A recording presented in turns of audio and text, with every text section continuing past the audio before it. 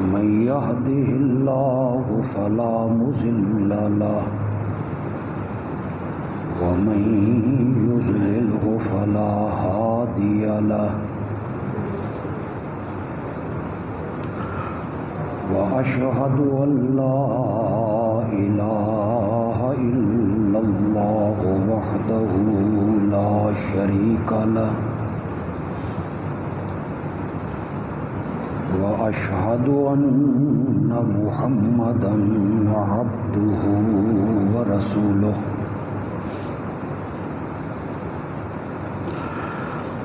أما بعد فأعوذ بالله من الشيطان الرجيم بسم الله الرحمن الرحيم هو الذي أرسل رسوله بالهدى ودين الحق ليظهره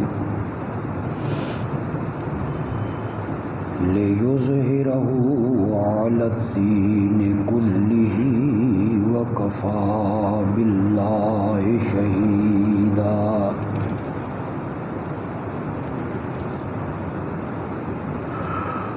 محمد رسول الله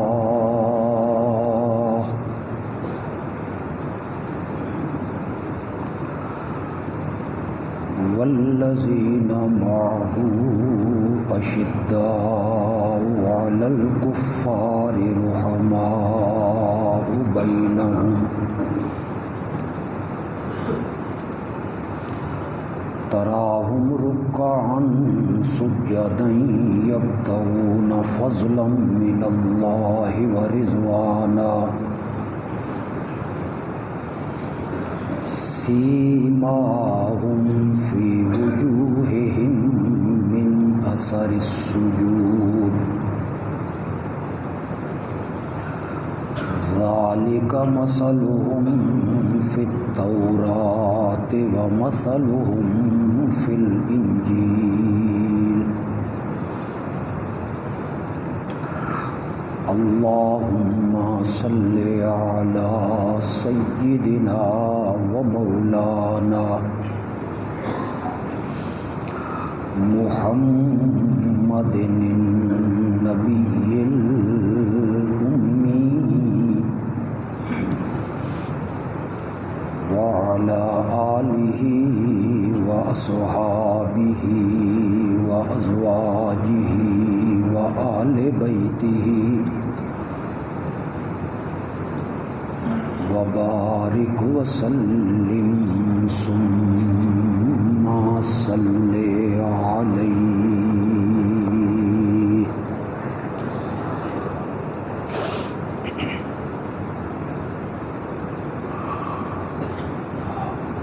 گزشتہ دو خطبوں میں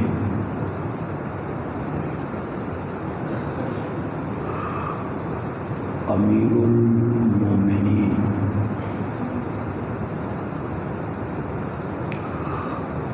حضرت سیدنا فاروق اعظم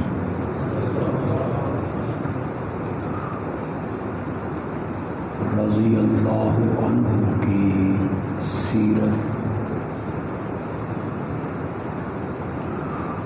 اور ان کی عظمت کے متعلق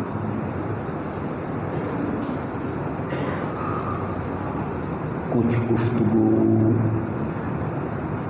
میں نے کی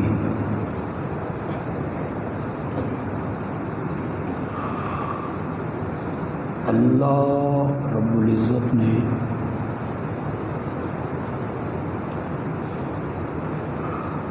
سیدنا فاروق اعظم رضی اللہ تعالی عنہ کو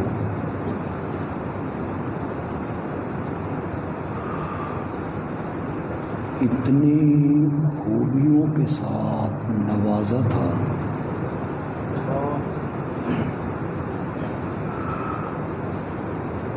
کہ جن کا شمار کرنا کوئی آسان کام نہیں ہے۔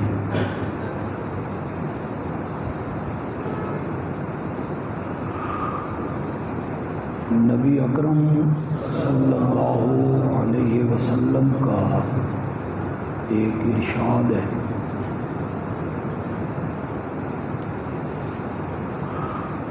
ہر امت میں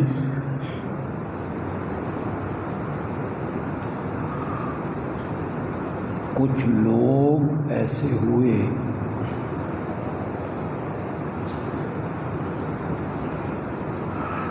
کہ ان کے دل میں اللہ کچھ باتیں الہام کرتا تھا، ڈالتا تھا، اور میری امت میں اگر کوئی شخص اس صفت کا مالک ہے تو وہ سیدنا عمر ہے رضی اللہ تعالی عنہ۔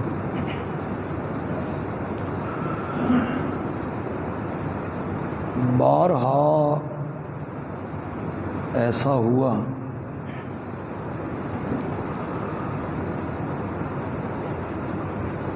کہ جو وحی اترنی تھی،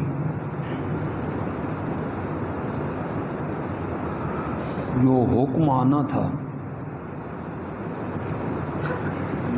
حضرت عمر کی رائے اس وحی کے مطابق ہو۔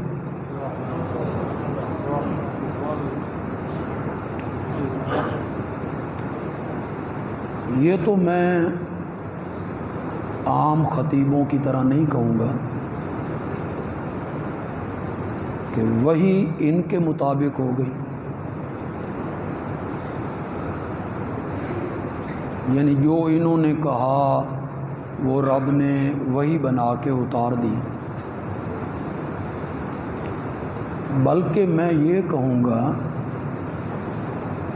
کہ ان کی رائے وہی کے مطابق ہو۔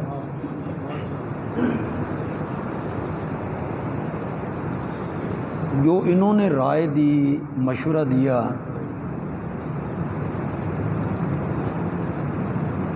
وحی الہی نے بھی اس کی تائید کر۔ غالباً اسی لیے نبی اکرم صلی اللہ علیہ وسلم نے فرمایا، ان اللہ جعل الحق علی لسان عمر وقلبہ، اللہ نے حق کو عمر کی زبان پہ بھی جاری کر دیا، عمر کے دل میں بھی ڈال۔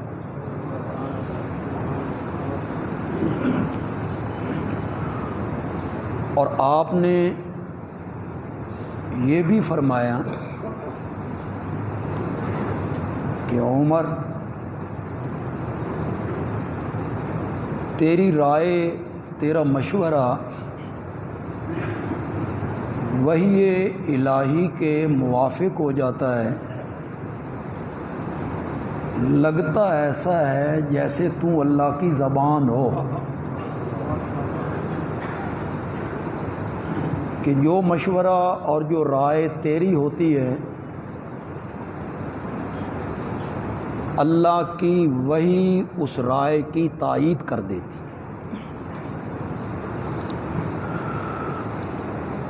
یہ جو ان کے لیے فاروق کا لقب ہے،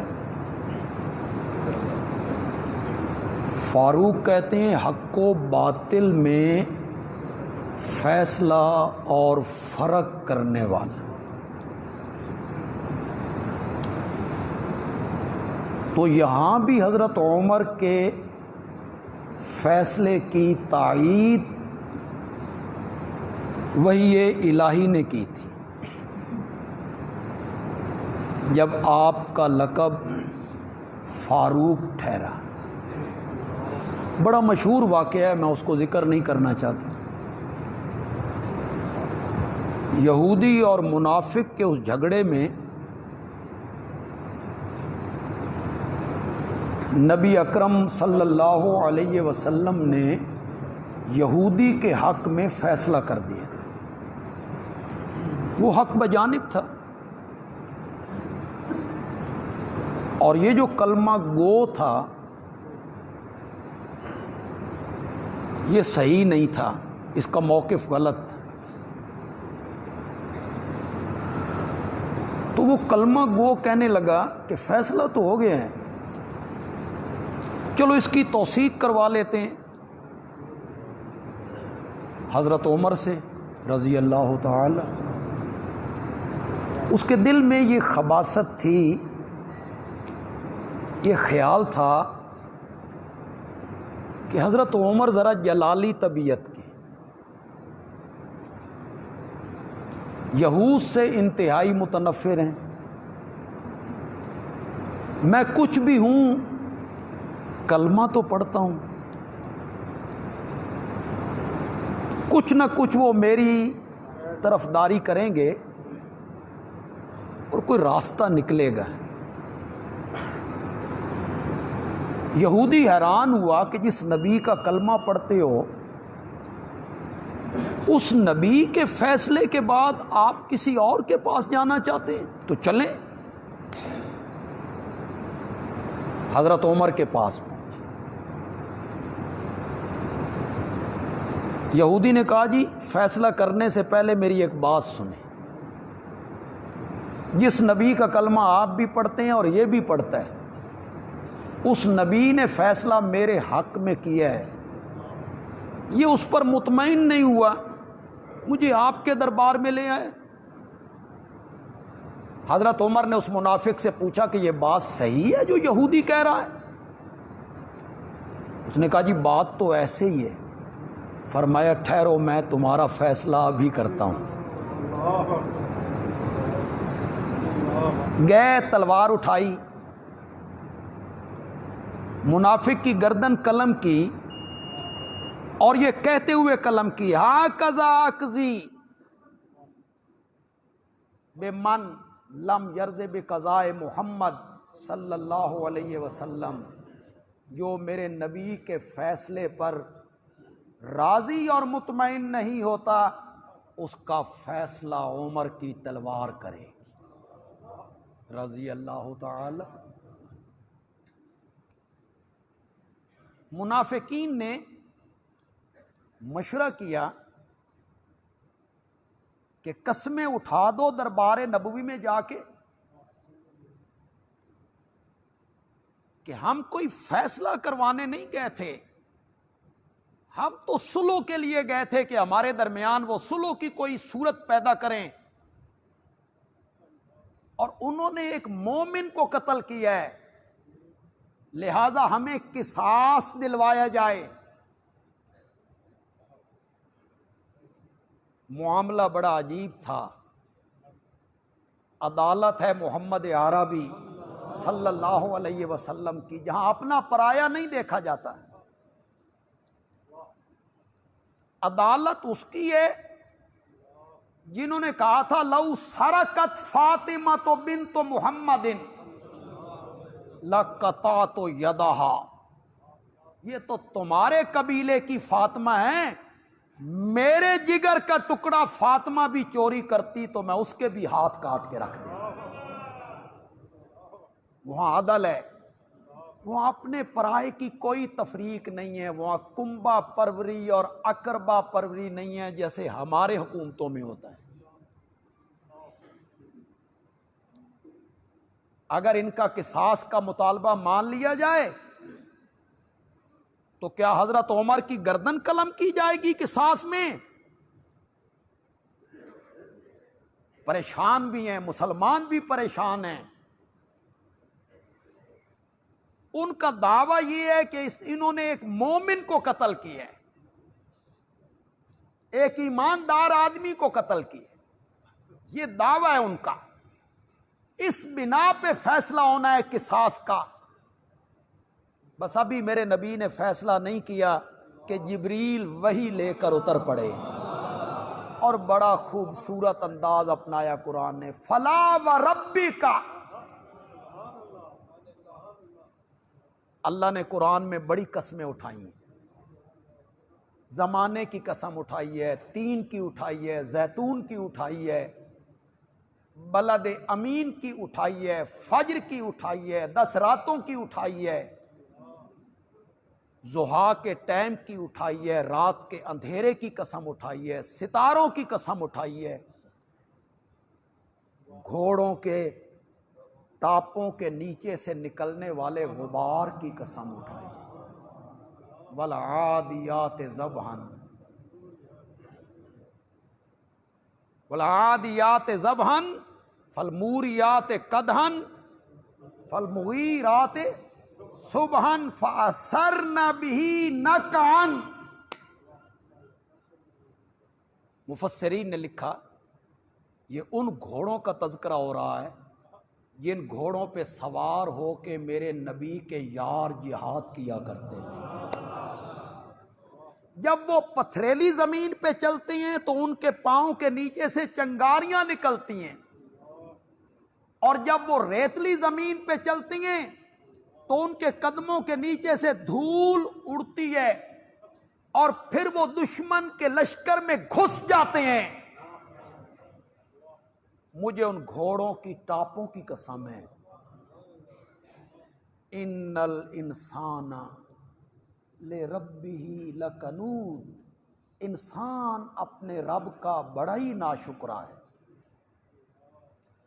یہ ایک الگ موضوع ہے یار، میں اس پر چلا جاؤں گا۔ اللہ جو قسم اٹھاتے ہیں، تو جس چیز کی اللہ قسم اٹھاتے ہیں نا، اس کو آنے والی بات پر بطور گواہ پیش کرتے ہیں۔ نہیں نہ سمجھ آئی آپ؟ شہادت کے طور پر پیش کرتے ہیں، شہادت کے طور پر، زمانہ گواہ ہے، والعصر، عصر کی قسم ہے، کیا میں نا، یعنی زمانہ گواہ ہے، انسان خسارے میں۔ جس چیز کی قسم اٹھاتے ہیں آنے والی بات پر اس کو بطور شہادت پیش کرتے ہیں۔ آپ اگر توجہ کریں گے تو میں ان آیتوں کی تفسیر کروں گا تو آپ کو بڑا لطف آئے۔ اللہ کہتے ہیں گھوڑے پتھریلی زمین پہ بھی دوڑنے لگتے ہیں سوار کے کہنے پر، اور ریتلی زمین پہ بھی دوڑنے لگتے ہیں سوار کے کہنے پر۔ سوار اس کی پیٹھ پہ سوار ہوا، اس نے باغ پکڑ لی، دوڑانے لگ گیا، وہ دوڑنے لگ گیا، پھر وہ دشمن کی فوجوں میں گھس جاتی ہیں، تلواریں ہیں، تیر ہیں، کوئی پرواہ نہیں کرتے، مجاہد ان کو لے کے جاتا ہے تو وہ گھس جاتی ہیں۔ یہ گھوڑے سوار کی بات کیوں مان رہے ہیں؟ ادھر موڑتا ہے تو ادھر مڑ جاتے ہیں، ادھر موڑتا ہے تو ادھر مڑ جاتے ہیں، دشمن کے لشکر میں داخل کرتا ہے ادھر داخل ہو جاتے ہیں۔ کیوں؟ صرف اس لیے کہ وہ انہیں کھلاتا ہے، پلاتا ہے، مالش کرتا ہے، اس لیے نا وہ گھوڑا فرما برداری کرتا ہے اپنے مالک کی۔ اللہ نے ان گھوڑوں کا ذکر کر کے کہا ان الانسان لربہ لکنود، انسان اپنے رب کا بڑا ہی ناشکرا ہے۔ گھوڑا تو اپنے مالک کی بات مان جاتا ہے، لیکن انسان نے اپنے رب کی بات نہیں۔ اللہ بطور شہادت پیش کرتے ہیں جس چیز کی قسم اٹھاتے ہیں، تین کی اٹھائی، زیتون کی اٹھائی، فجر کی اٹھائی، ضحیٰ کے وقت کی اٹھائی، رات کے اندھیرے کی اٹھائی، یہ ساری قسمیں اٹھائیں، لیکن یہاں جو قسم اٹھائی نا یہ بڑی نرالی قسم ہے، فلا و ربک، تیرے رب کی قسم ہے۔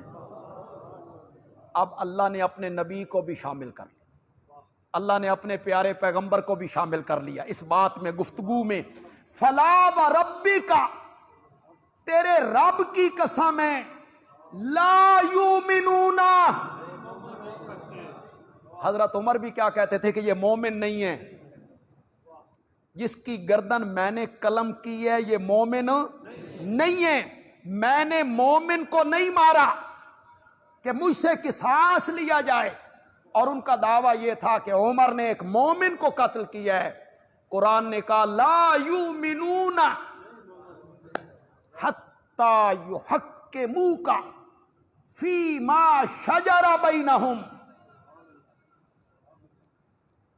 اس وقت تک مومن نہیں ہو سکتے جب تک یہ اپنے جھگڑوں میں، اختلافات میں، تنازعات میں محمد عربی کو فیصل اور جج نہیں مان لیتے۔ جب تک تجھے حاکم نہیں نہ مانتے، جب تک آپ کو فیصل نہیں مانتے، جب تک آپ کو جج نہیں مانتے اپنے جھگڑوں میں، اس وقت تک یہ مومن نہیں ہو سکتے۔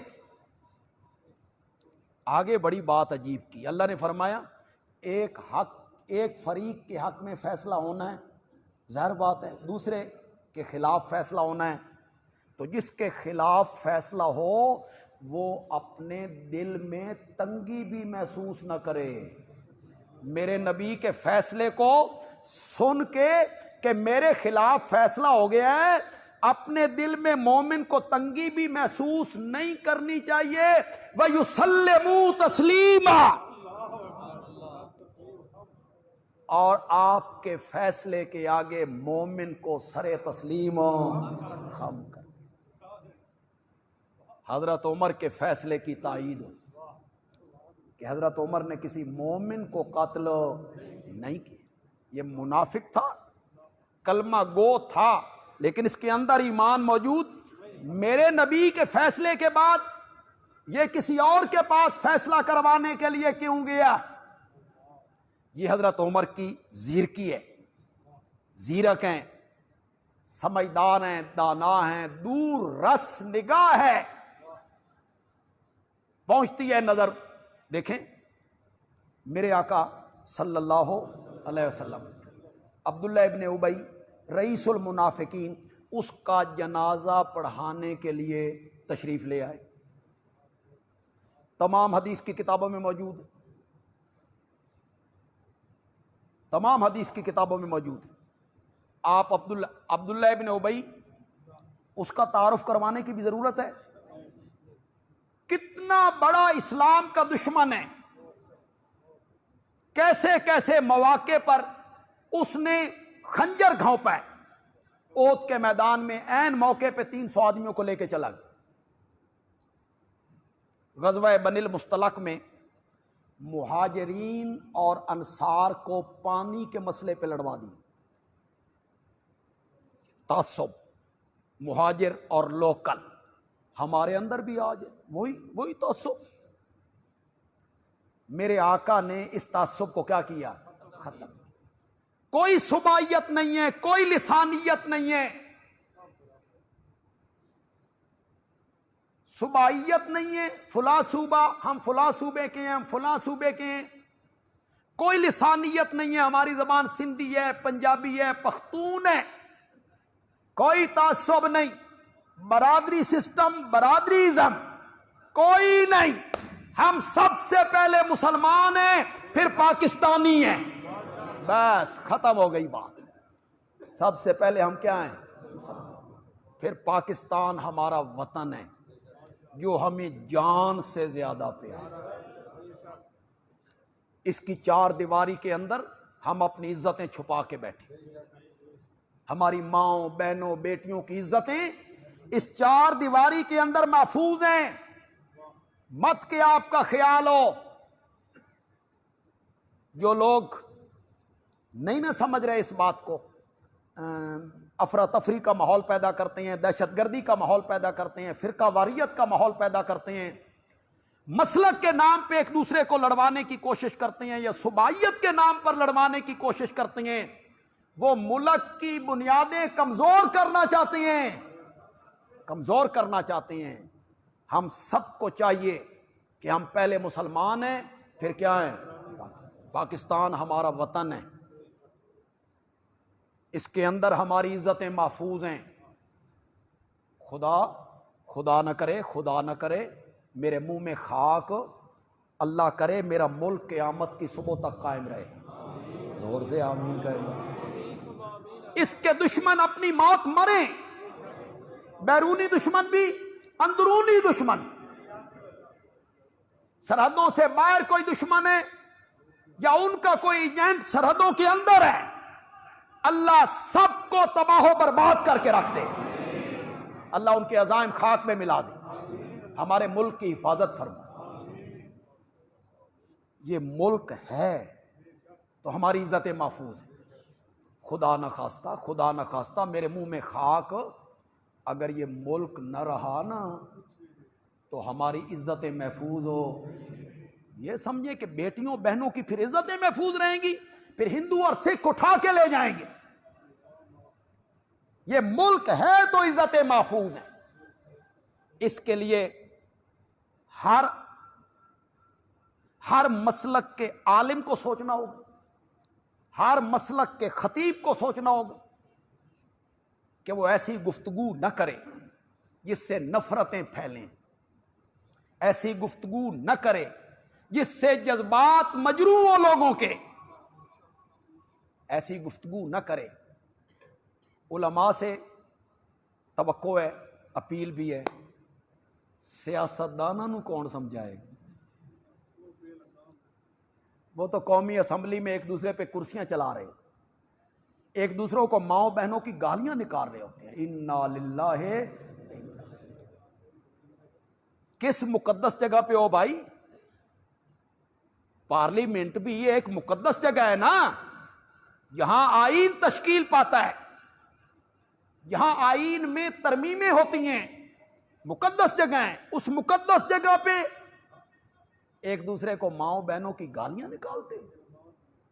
گالی نکالنا شرفاء کا کام نہیں ہوتا، شریف لوگ دشمن کو بھی گالی نہیں دیا کرتے، شریف لوگ گالی نہیں دیا کرتے، شریف لوگ گالی ادفع باللتی ہی احسن، قرآن نے کہا ادفع باللتی ہی احسن، برائی کو دور کرو، احسن، بولو تو صحیح یار، برائی کے بدلے میں اچھائی کرنا یہ کمال ہے، یہ کمال۔ اچھائی کے بدلے میں اچھائی کرنا کون سا کمال ہے بھائی؟ کوئی گالی دے اسے سن کر حوصلہ کرنا، یہ کمال ہے۔ تو عبداللہ ابن ابی نے صحابہ کو لڑوا دی، مسئلہ کیا پیدا کیا؟ پانی کا مسئلہ۔ مہاجر اور انصار قریب تھا کہ تلواریں نکل آتی، جرم دیکھو اس کا، کس کس جگہ پہ اس نے خنجر نہیں گھونپا۔ ام المومنین سیدہ عائشہ صدیقہ پر بہتان کا مسئلہ ہو، یہی بندہ سب سے آگے نظر آتا ہے، اس نے اچھالا اس بات کو، لیکن چونکہ کلمہ پڑھتا تھا اس کی رعایت کرتے ہوئے میرے آقا اس کا جنازہ پڑھانے کے لیے تشریف، کلمہ گو ہے، کلمہ پڑھتا ہے، نمازیں پڑھتا ہے، میرے آقا جنازہ پڑھانے کے لیے تشریف لائے۔ آگے جو بڑھے نا تو فاروق اعظم نے دامن کو پکڑا، کس کا جنازہ؟ اس نے یہ کیا، یہ کیا، یہ کیا، یہ کیا، فلاں جگہ پہ، فلاں جگہ پہ، فلاں جگہ پہ۔ میرے آقا نے فرمایا عمر، میں اس کی زیادتیوں کی طرف دیکھوں یا اپنی رحمت کی طرف دیکھوں؟ میری رحمت کا تقاضا ہے، مجھے رب نے منع نہیں کیا ہے، مجھے رب نے منع نہیں کیا ہے، مجھے رب نے کہا ہے ان کے لیے بخشش مانگ یا نہ مانگ، 70 بار بھی مانگ تو میں نے ان کو معاف نہیں کرنا، منع نہیں کیا رب نے صاف لفظوں میں۔ تو جب تک رب منع نہ کرے تو مجھے جنازہ پڑھا لینے دے۔ بعض روایات میں آیا آپ نے جنازہ پڑھا دیا، بعض روایات میں آیا ابھی آپ نے جنازہ نہیں پڑھایا۔ فاروق اعظم نے جو بات کہی رب نے وہی اتاری، وَلَا تُصَلِّ عَلَيْهِمْ ولا تصلی علیہم منہم ماتا ابدا، ان میں سے منافقوں میں سے کوئی مر جائے نا تو میرے پیغمبر ان کے لیے نماز جنازہ نہیں پڑھ. ولا تقم علی قبرہ، اور اس منافق کی قبر پر دعائیں مغفرت کرنے کے لیے بھی نہیں آنا، نہیں ٹھہرنا، جنازہ بھی اس کا نہیں پڑھنا. جو عمر نے فرش پہ کہا وہی یہ الہی نے اس کی کیا کر دی. یہ بڑی خوبی ہے، یہ بڑا دانائی ہے، فہم ہے، ذکاوت ہے. حضرت عمر کہتے ہیں یا رسول اللہ، یہ جو آپ کی ازواج ہیں امہات المومنین ہیں اور ہماری مومنوں کی خواتین ہیں، یہ بغیر پردے کے جب باہر جاتی ہیں قضائے حاجت کرنے کے لیے یا کسی اور گھر میں، تو منافق لوگ انہیں اچھی نظروں سے نہیں دیکھتے. تو میری رائے یہ ہے کہ ہماری خواتین کو پردے کے ساتھ باہر آنا چاہیے. اس کو کہتے ہیں غیرت. ابھی پردے کا حکم نہیں آیا، ابھی پردے کا حکم نہیں ہے، تدریجاً سب چیز نازل ہوئی، تدریجاً نازل، پردے کا حکم نہیں ہے. تو میرا دل کرتا ہے کہ ہماری خواتین کو اس طرح باہر نہیں آنا چاہیے. غیرت کی بات آئی تو سنیے گا. نبی اکرم صلی اللہ علیہ وسلم جب معراج پہ گئے نا تو جنت میں ایک مکان دیکھا جو ایک موتی کا بنا ہوا، بہت خوبصورت. فرمایا اس سے خوبصورت مکان میں نے کوئی نہیں دیکھا. میں نے جبریل سے پوچھا یہ کس کا ہے؟ اس نے کہا ایک عربی کا ہے. میں نے کہا میں عربی ہوں. اس نے کہا ایک قریشی کا ہے. میں نے کہا میں قریشی بھی ہوں. ما یا جبریلو، راستے سے ہٹو، میں اندر جا کے دیکھنا چاہتا ہوں. اے مکان اندروں بھی ایڈا ہی سونا ہے جتنا باہر سے نظر آ رہا ہے. جبریل امین نے کہا مہما یا رسول اللہ، اللہ کے پاک پیغمبر ٹھہریے، یہ مکان آپ کا نہیں، خطاب کے بیٹے عمر کا ہے. یہ نبی پاک نے حضرت عمر کو آ کے بتایا. فرمایا میں نے تیرے محل کے دروازے پر ایک لونڈی کو دیکھا، وہ موجود تھی. میرا دل تو کرتا تھا کہ میں وہاں جاؤں اور مکان اندر دیکھ کے آؤں، پر عمر تیری غیرت کا خیال آ گیا ہے، تیری غیرت کا. تو حضرت عمر کہتے ہیں یا رسول اللہ میں نے آپ پر غیرت کرنی تھی. تو غیرت کا تقاضا تھا نا کہ مسلمانوں کی عورتیں بغیر پردے کے باہر نہ آئیں. نبی پاک نے فرمایا عمر قانون بنانا میرا کام نہیں، قانون نافذ کرنا میرا کام ہے. بنانے والا عرش والا ہے، وہاں سے بنتے ہیں قانون، میں نے نافذ کرنے ہیں.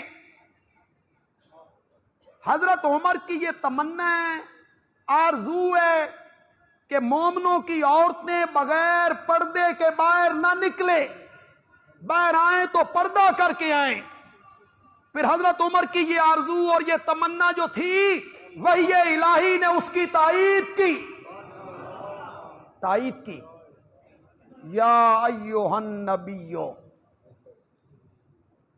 قل لازواجک، اس کا بھی ترجمہ کرو. قل لازواجک، اپنی بیویوں سے کہیے، وبناتک، اپنی بیٹیوں سے کہیے، وَنِسَاءِ الْمُؤْمِنِينَ. یہ ترجمہ تو تساں کرو، تساں سارے مومن ہو یار، آپ مومن نہیں ہیں تو بولو نا، پتہ لگے نا بھائی مومنوں کی عورتیں کیا کرتی ہیں. وَنِسَاءِ الْمُؤْمِنِينَ، مومنوں کی عورتیں، تیری بیوی، آپ کی بیویاں، آپ کی بیٹیاں، مومنوں کی عورتیں، یدنین علیہن من جلابیبہن، وہ جب ضرورت کے ٹائم باہر نکلیں تو اپنی بڑی چادروں کا کچھ حصہ اپنے چہروں پر. یہ نمونہ آپ نے دیکھنا ہونا تو خیبر پختونخوا چلے جائیں یا چھچ کا علاقہ ہے ہمارا، اٹک میں چھچ کا علاقہ، اس چھچ کے علاقے میں آپ جائیں تو آپ کو ایسی خواتین ضرورت کے وقت جو باہر نکلتی ہیں تو آپ کو نظر آئیں گی کہ وہ دیوار کے ساتھ ساتھ جا رہی ہیں اور ایک بڑی چادر ان کے اوپر ہے اور ایک کپڑا لٹکا اور ایک آنکھ ان کی. اب تو وہاں بھی تھوڑا سا ماحول بدل رہا ہے اس علاقے میں. میں پہلی دفعہ جب وہاں گیا تھا، یہ تو نہیں بتاؤں گا کہ کب گیا تھا کہ آپ سن کے آپ کے پاؤں تلے سے زمین کہیں نہ نکل جائے. تو ہاں، تو اس وقت جب میں گیا نا تو یہ بہت پہلے کی بات ہے، میں راول پنڈی میں پڑھتا تھا، زیر تعلیم تھا، دورہ تفسیر پڑھنے کے لیے گیا تو بہبودی کے علاقے میں میرے ایک دوست تھے مولانا عبدالرؤوف ربانی، آج کل وہ رحیم یار خان ہوتے ہیں، تو وہ مجھے لے گئے جمعرات کے دن، بھائی آؤ ہمارے پنڈ آؤ. اس وقت تو کوئی ایک عورت، لیکن جب باہر کے لوگ وہاں منتقل ہوئے، کچھ سرکاری ملازم یا اس طرح کے لوگ وہاں منتقل ہوئے تو پھر اس پردے میں بھی تھوڑی سی کیا آ گئی، کمی. ورنہ آپ میاں والی کے علاقے میں، میاں والی شہر میں آپ چلے جائیں، آج سے کچھ عرصہ پہلے میاں والی شہر میں آپ تصور بھی آپ نہیں کر سکتے عورتوں کے آنے کا. لیکن اب چونکہ وہاں باہر کے لوگ آ گئے، افیسر آ گئے، ان کی بیگمات، ان کی بیٹیاں، تو کچھ ماحول جو ہے وہ بدل گیا. تو قرآن نے کہا یدنین علیہن من جلابیبہن، اپنی چادروں کا کچھ حصہ اپنے چہروں پر کیا کر لیا کریں، لٹکا لیا کریں، جس سے وہ پہچانی جائیں گی کہ یہ شریف زادیاں ہیں، جس سے وہ پہچانی جائیں گی کہ یہ شریعت کا حکم ہے. حضرت عمر کی رائے اور تمنا ہے، پھر شریعت نے یہ حکم نازل کیا پردے کا کہ عورت جب باہر آئے گی تو اپنی بڑی چادر کا کچھ حصہ اپنے چہرے پر. یہ مولوی نہیں کہتا، سن ہی بدنام کیتا تسی. مولوی قید کرنا چاہتا ہے، مولوی عورت کو بند کرنا چاہتا ہے. انا للہ، مولوی کا حکم نہیں ہے بھائی. ہم کون ہوتے ہیں کوئی بات ایسی کہنے والے؟ یہ قرآن ہے. جب مذاق اڑاتے ہو نا پردے کا، کوئی سوچ کے اڑایا کرو یار، کہیں قیامت کے دن پوچھ ہی نہ ہو جائے، پکڑ نہ ہو. پردہ تو دل کا ہوتا ہے، چہرے کا کیا پردہ؟ پردہ تو دل کا ہوتا ہے. چہرے، کھانا پینا کس کا ہوتا ہے؟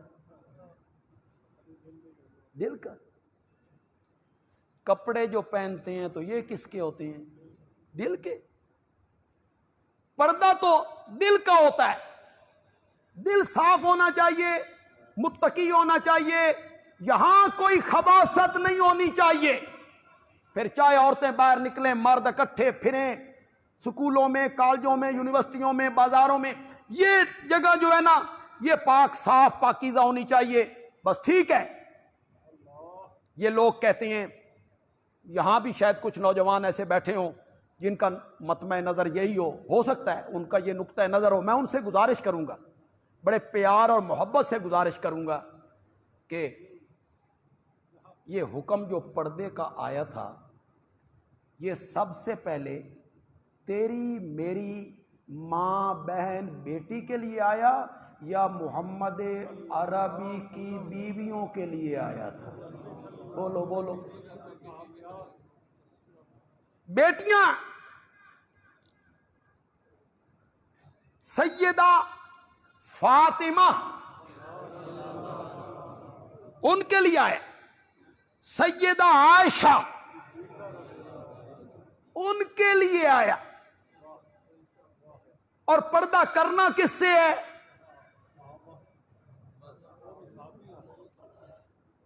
بس میرا نظر پہ گئی تھے، بس جاگ جاؤ۔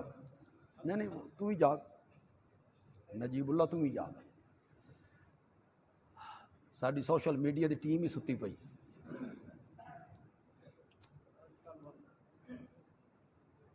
پردہ کرنا کس نے؟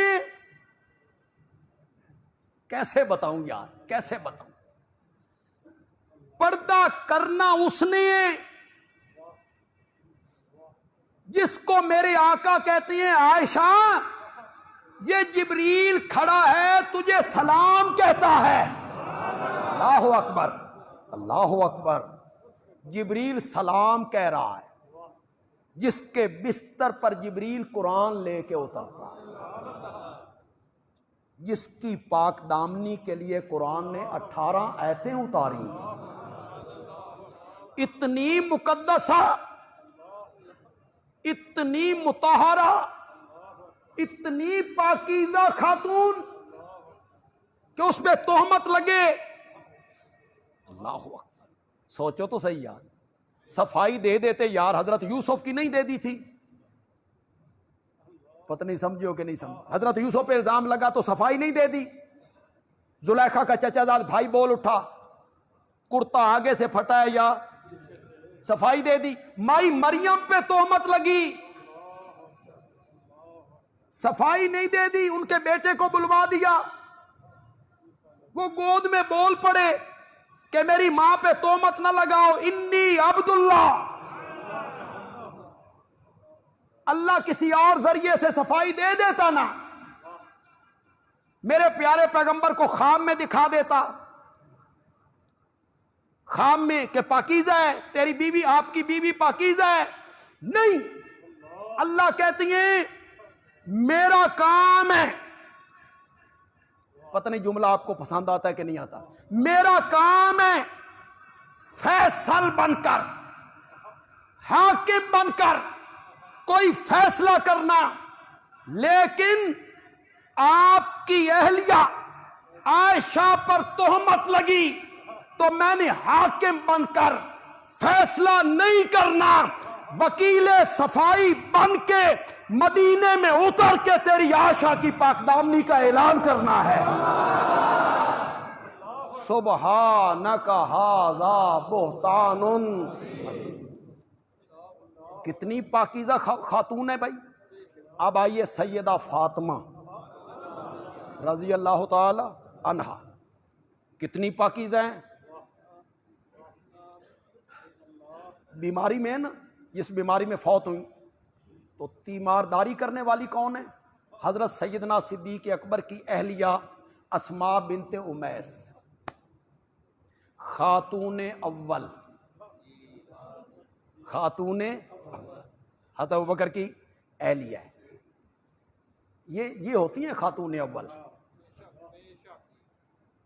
آپ میں سے جو پڑھے لکھے لوگ ہیں اشارہ سمجھ جائیں گے، یہ ہوتی ہیں خاتون اول، کہ حضرت فاطمہ بیمار ہوئیں تو خاتون اول ان کی تیمارداری کرنے کے لیے گئی، اور ایک دوسرا خلیفہ ہے وہ گشت کرتے ہوئے ایک بدو کے پاس سے گزرتا ہے، خیمے سے آواز آتی ہے کرانے کی، پوچھتا ہے کیا بات ہے؟ کہ ہم مسافر تھے، میری بیوی کو درد ذیل ہے، بچہ بچی ہونے والا ہے۔ یہ آتا ہے خاتون اول کو اٹھاتا ہے، خاتون اول وہاں جا کے دایا بن جاتی ہے۔ یہ باہر بیٹھ کے بدو سے باتیں کر رہے ہیں، باتیں، بدو کو کوئی پتہ نہیں کہ یہ کون ہے، بدو کو کوئی پتہ نہیں کہ یہ کون ہے، بدو شکایت کر رہا ہے۔ اندر سے آواز آئی، امیر المومنین اپنے دوست کو خوشخبری دو، اللہ نے اسے بیٹے سے نوازا ہے۔ اس نے امیر المومنین کا لفظ سنا تو اس کے پاؤں تلے سے سیدہ فاطمہ آخری وقت بیماری ہے تو رو پڑی. حضرت اسماء نے پوچھا کیوں رو رہی؟ فرمایا مجھے ایک فکر کھائے جا رہی ہے کہ میرا جنازہ جب اٹھے گا تو وہ کفن کی چادر جو میرے جسم کے ساتھ لگے گی اس چادر پر غیر محرم کی نظر پڑ جائے، تو میں چاہتی ہوں کہ میرے کفن پہ بھی غیر محرم کی نظر نہ پڑے. خاتون دیکھو کتنی پاکیزہ ہے، دل کتنا پاکیزہ ہے. ان کے لیے حکم دیا پردے کا کہ باہر نکلنا ہے تو کیسے نکلنا ہے؟ وَإِذَا سَأَلْتُمُوهُنَّ، جب تم نے نبی کی بیویوں سے کوئی بات کرنی ہو. اللہ اکبر، اللہ اکبر. کس نے کرنی ہے بات؟ بولو تو صحیح یار. میں اور آپ، ہم جیسے لوگوں نے. سیدنا بلال بڑے اونچے درجے کے لوگ، اتنے پاکیزہ اور مقدس کہ دامن نچوڑ دیں تو فرشتے وضو کرنے لگے. ان کو کہا جا رہا ہے جب تم نے میرے نبی سے کوئی بات، میرے نبی کی بیویوں سے کوئی بات کرنی ہے، ہیں بھی امہات المومنین، اللہ اکبر، سامنے آ کے نہیں کرنی. ازواج مطہرات کے سامنے آ کے نہیں کرنی. فَاسْأَلُوهُنَّ، میں آیت پڑھ رہا ہوں، ترجمہ میں نے آپ سے کروانا ہے، میری طرف آپ توجہ رکھیں گے. صحابہ سے کہا جب میرے نبی کی بیویوں سے کوئی بات کرنی ہے تو پھر ان سے بات کرنی ہے من ورائے حجاب. حجاب کسے کہتے ہیں بھائی؟ زور سے بولو یار، زور سے بولو. حجاب کسے کہتے ہیں؟ کس نے کہا؟ جاؤ 22ویں پارے کا پہلا صفحہ جا کے دیکھو. جاؤ جاؤ گھروں میں 22ویں پارے کا پہلا صفحہ جا کے دیکھو، اور جس مفسر کی تفسیر آپ کے گھر میں ہو، جس کی اٹھا لو. بریلوی مکتب فکر ہے، اہل تشیع مکتب فکر ہے، اہل حدیث مکتب فکر ہے، دیوبندی مکتب فکر ہے. جس مفسر کی تفسیر آپ کو ملے اٹھاؤ پڑھو کیا لکھا ہے انہوں نے. نبی کی بیویوں سے کوئی بات کرنی ہے، کوئی چیز مانگنی ہے، سامنے نہیں آنا، من ورائے حجاب. بولو تو صحیح یار، من ورائے. آج مینار پاکستان میں 14 اگست کو کیا ہوا؟ کیا ہوا؟ ایک عورت فیس بک کے ذریعے دعوت دیتی ہے کہ میں نے 14 اگست کو مینار پاکستان پہ آنا ہے، آ جاؤ. پھر اس کے ساتھ جو ہوا، ہم یہ نہیں کہتے کہ وہ صحیح ہوا، غلط ہوا. عورت عورت ہے، اس نے جو کچھ بھی کیا، لیکن وہاں اکٹھے ہونے والے لوگ اتنے درندے تھے. تمہارے گھر میں مائیں بہنیں بیٹیاں نہیں ہیں، آخر وہ ایک عورت تو ہے نا. جس درندگی سے اس کے کپڑے پھاڑے گئے. یہ سب کچھ کیوں ہو رہا ہے؟ یہ اسی وجہ سے ہو رہا ہے. چہرے کا پردہ کوئی نہیں، پردہ کس کا ہوتا ہے؟ لگے رہو، لگے رہو، عزتیں لٹواتے رہو، لگے رہو. معصوم بچیوں کی عزتیں لٹتی رہے ہمارے ملک میں.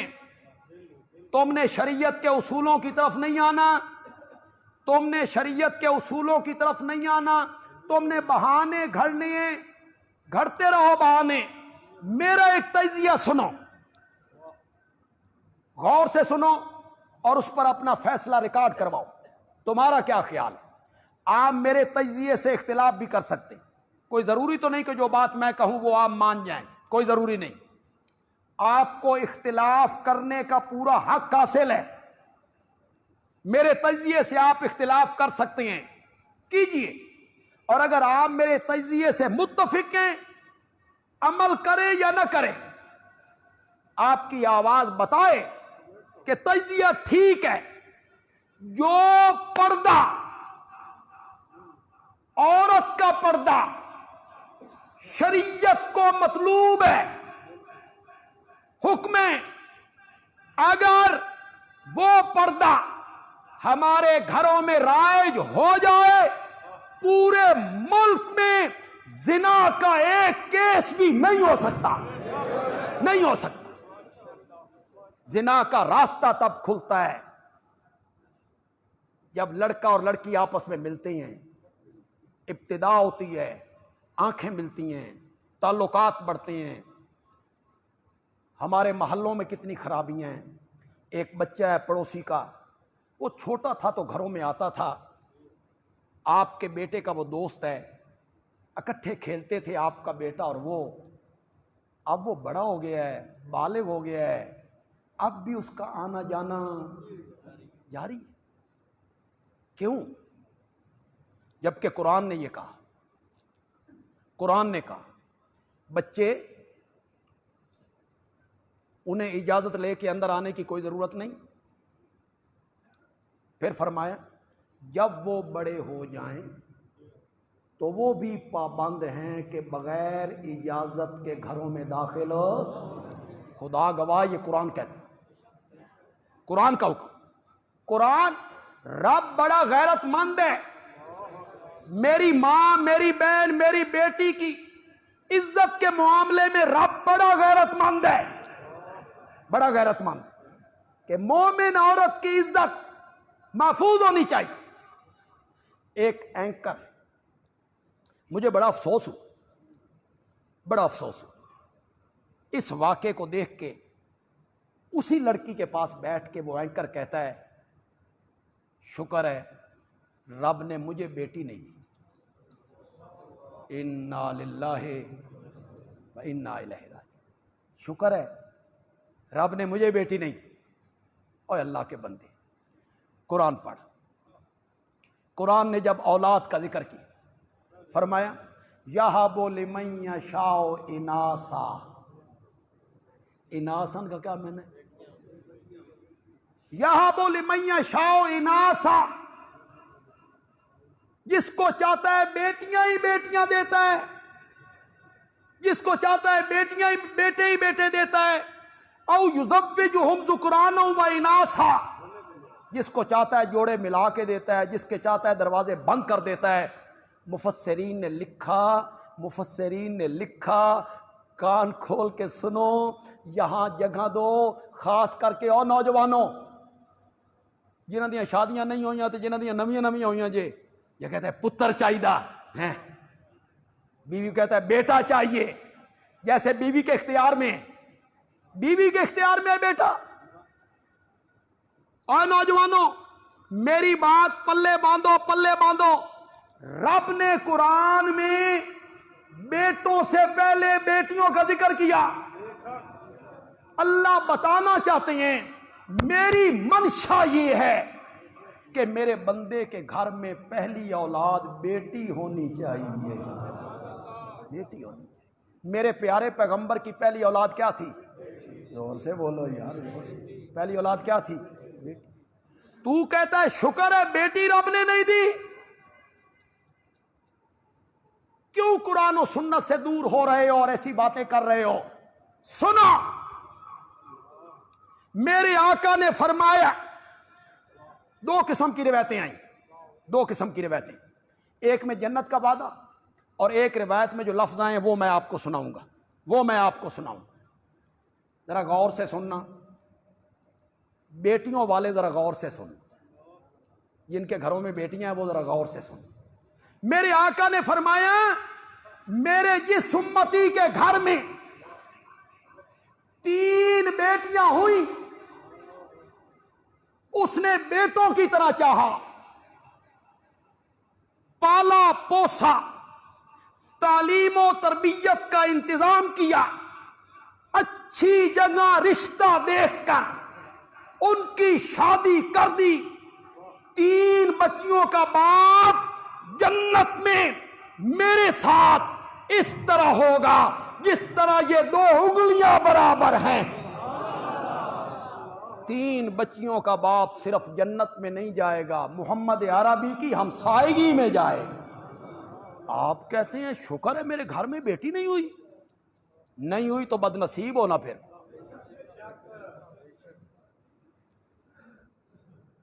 हजरत आयशा रजी अल्लाह ताला अन्हा फरमाती हैं, मैं घर में थी, एक औरत आई, उसके साथ 2 बेटियां थीं।